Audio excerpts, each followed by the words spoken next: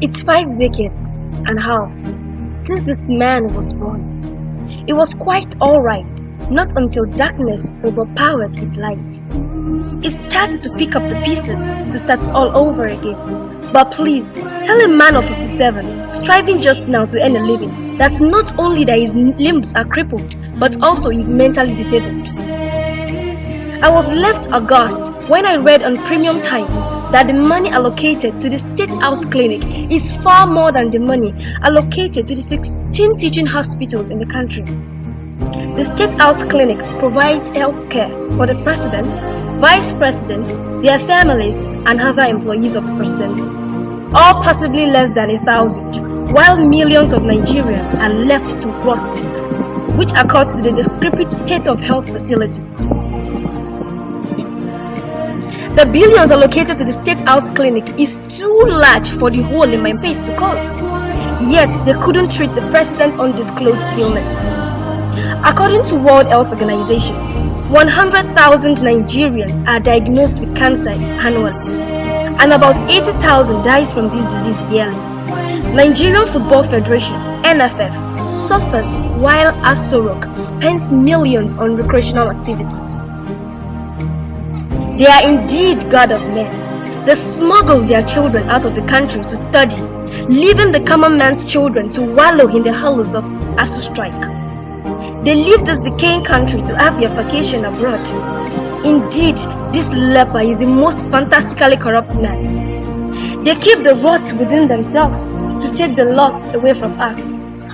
I won't be surprised when my people hire a live band to welcome ex-minister of petroleum, Diezeni Alisi Madueke. Welcome to my lawless state, because history will repeat itself again. Aren't you supposed to check the state of their head before you make them heads of state? Aren't you supposed to check the state of their health before they amass your wealth?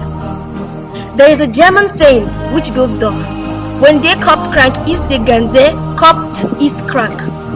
Meaning, when the head is sick, the whole body will be sick. When Nigerian leaders are sick, surely the economy will be weak. In this weak economy, our leaders still beg for peace. Please, how can there be peace? When Magu is doing Mago, when Lai Mohammed has stacked the nation with lies, when the faith of a common man lies in the strength of his heels, when our graduates are busy roaming the boulevards of misery, when our pensioners are penniless waiting for the pensions that will never come, when my Yoruba brother sleeps under the bridge as Alaye, when my Hausa brother sleeps under the bridge as Almajiri, when my Igbo brother loiters around as Agbero, when the rulers are in peace and the ruled are in pieces, when the hungry ruled are busy killing one another, when in our diversity there is no unity, when we share the same ethnicity, yet you watch your brother drown in the destruction pool of infinity. Yet we crave for peace, but we've forgotten that even peace has a price tag. Let me quickly share a story with you. While journeying to Ibadan, along Ibadan-Ikpe-Ijebu Express Road, our car passed by 8 checking points. If I can remember correctly, we were stopped at the 5th checking point because our driver could not afford 100 naira change. They called him all sorts of names. They also hit his vehicle with a rifle. Lo and behold, a professor came down and apologized on the driver's behalf. They let us go, of course, but I wasn't pleased with the apology. As we journeyed on, I turned and asked the prof, as courteous as I could be, in my ladylike manner, "Excuse me, sir, why did you apologize when we did nothing wrong?" He said to me like a grandfather, "My dear, anyone you see holding a rifle is a madman, and you don't argue with madmen." He said all you can do there is to make peace with them, or they waste your time or even kill you. He also said in Yoruba that had before Bakogi Jebi. Then I asked in my inner conversation, please, who is the Ijoba? Who made the Ijoba and who will make the Ijoba? In my outward expression, I said, sir, even now we have to pay for peace. He said, yes, if you don't want to die. I was bamboozled for a moment and I said aloud, even peace has a price tag. Yes, it does. like the 100 naira notes given to our policemen manning our checking points while they check nothing. Now tell me, what is the price tag attached to the peace we Nigerians seek? In my inner thoughts again, I realize that the peace we are seeking for is not what money can buy for us, but what love can make up for. Many are quick to say the country is sick.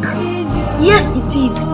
When you have a sick and seeking leaders, automatically you will have a crippled nation, or better still, a special nation. Many of us will be like, don't you pray enough in this country? But the problem is not how we pray, or how we forget to go on hunger strike on behalf of our 180 million family members. The problem is you and I. Because if and only if we redeemers can be true redeemers, if and only if the bereaved can be redeemed, if and only if we treat that almajiri, alaye or agbero as our brothers, if only we can be patriotic to say I am a Nigerian and not I am a Yoruba girl, I am an indigene of Sokoto, I belong to the eastern part of the country, then a truckload of our problems will be solved. It takes a courageous man to sit and learn. It takes the same courageous man to stand and speak. It takes a brave man to listen to the unpleasant truth and act on it. In my outward expression, tell them that enough is enough. Help me tell them that we want a land littered with opportunities. Cry to them that our greens can no longer fill our stomach. Let them know that the land is submerged in agony, misery, and pain. Tell them that the youth can be useful if allowed to do the needful. Tell them again that the hungry man is a frustrated and angry man. Remind them that the seat up there is not for the faint-hearted. Tell them that even our concave lenses cannot see the blurry future. Tell them we are tired of waiting and staring at the telescope of hope. Tell them in Yoruba that Ojonro Beke Ilenguno.